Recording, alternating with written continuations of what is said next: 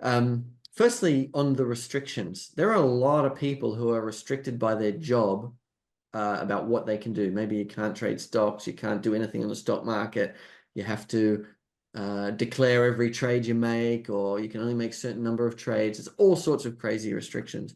And I've dealt with clients who have a lot of them. And there's almost always a way to trade systematically within those restrictions.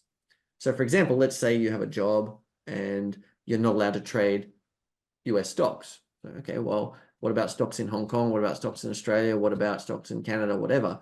Will the job let you do that? What about ETFs? What about crypto?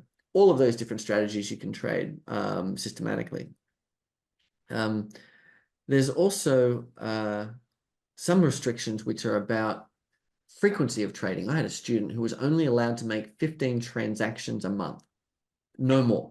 And every transaction had to be declared and had to go through a compliance process. The immediate impulse is to say, well, I can't trade systematically because I have this restriction. But with that student, what we did was we designed a strategy that there was no way that strategy would ever make more than 15 transactions a month. And he also had the 30-day hold period as well. So we included that as a requirement in the code, the system rules.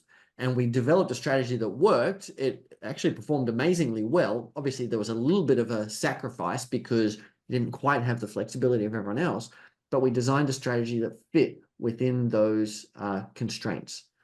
And so for anyone who's got some sort of constraints, don't lose hope. There's often a way to work within them. Now, every now and then there's some blanket constraints. I have another student who's not allowed to trade anything globally to do with the stock market.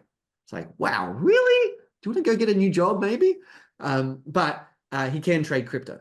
So then, we work on crypto with him instead. So that's about restrictions.